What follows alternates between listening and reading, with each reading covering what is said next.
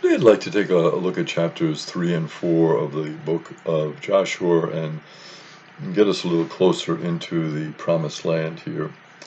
The Ark of the Covenant, carried by the Levitical priests, would lead the procession of the people to the Jordan River. So the Ark was this very special memorial for the people because it contained the tablets of the Ten Commandments. It contained some of the manna.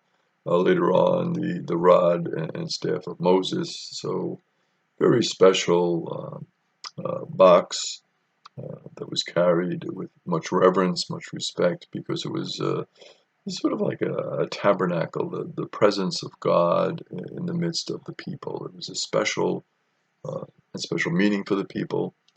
Contained these special objects that had so much to do with the history of the people. So you can see how important it was for the people, important to the people. It was always carried by the Levitical priests. So this special group carried it and carried it, of course, with much respect. So the ark is leading the procession. And the people would keep a space of 2,000 cubits between them and the ark, so a substantial space. So it wasn't a question of, you're going to get close to the ark, you had to be away from it, again, to show your reverence, your respect for this sacred object for the people. Then the waters of the Jordan would cease flowing when the soles of the feet of the priest carrying the ark touched the water of the Jordan. So that was the thought initially, that the priest would carry the ark. When the soles of their feet hit the water, then the water would stop flowing. Of course, this was a great reminder to the people of exactly what happened at the Sea of Reeds when the people were leaving Egypt. Because of the direction of the wind, it made the sea passable. They could get through this. Similarly here, they're going to be able to get through the Jordan River.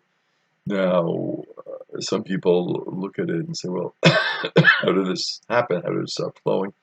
Some different explanations have been offered in terms of some perhaps blockage caused by some movement of the earth. These things can happen where it could create a barrier to the flow of the river. But in any case, the timing of it, of course, would have been miraculous. This took place during the spring harvest time.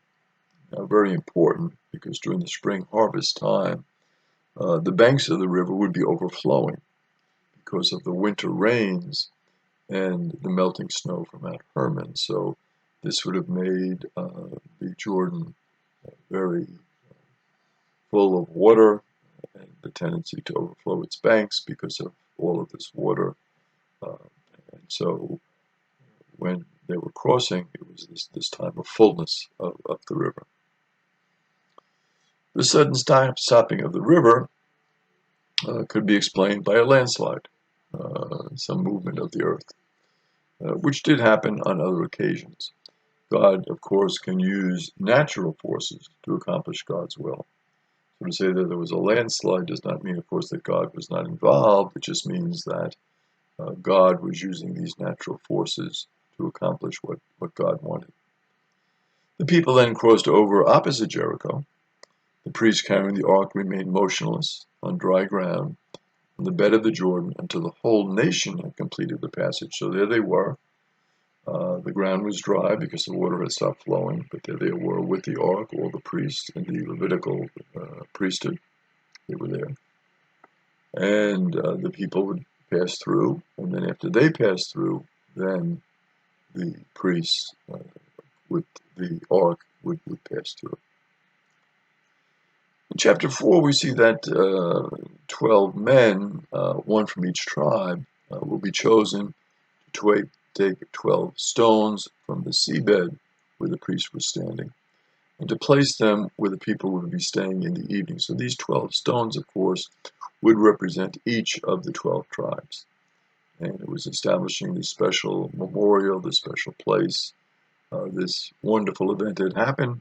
The people were able to pass through the Jordan let's remember it with these 12 stones representing each of the 12 tribes.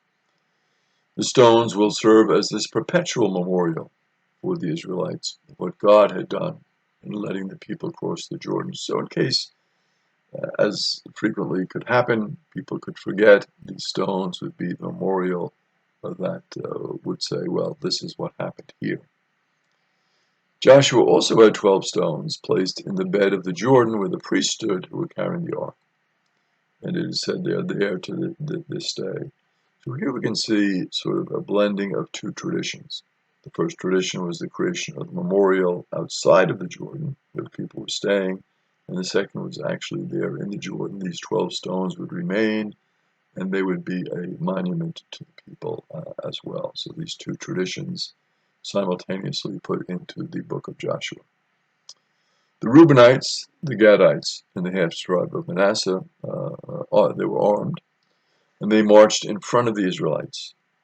40,000 troops marched over, and they were all led by the ark.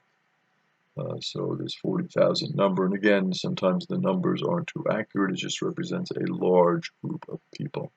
So we don't know if there were literally 40,000 or just a large number of troops.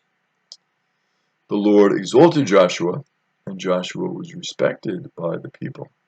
So we can see at this point now, early on in the book of Joshua, when this great event happens, Joshua now becomes the new Moses. He is respected as Moses was respected. But of course, Moses had his handful with the people as well. A lot of rebellion. They didn't always go along with what he said, and they raised objections. So, but at least they're respecting Joshua now as the leader. After the priests had come up with the ark, the flow of the Jordan resumed, and it once again overflowed its banks. So whatever was obstructing it, the water overcame it, and now it's once again overflowing its banks. The people came up on the 10th day of the first month and camped in Gilgal, on the eastern limits of Jericho. And so there they are camping at Gilgal.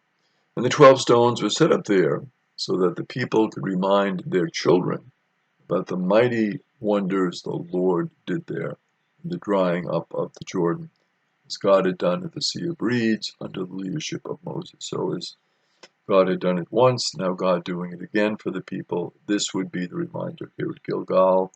Special shrine set up, special memorial. It would be something that the people could always tell their children and their children's children, and this would be a testimony to the greatness of God. And what was the purpose of this story in the book of Joshua? What is the purpose of the memorial? The purpose is to remind the people that their God is a powerful God, and their God is a faithful God, and their God will be with them. Their God will lead them on this journey into the promised land.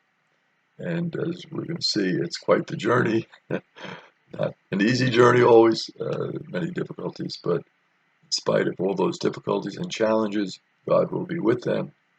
God will lead them.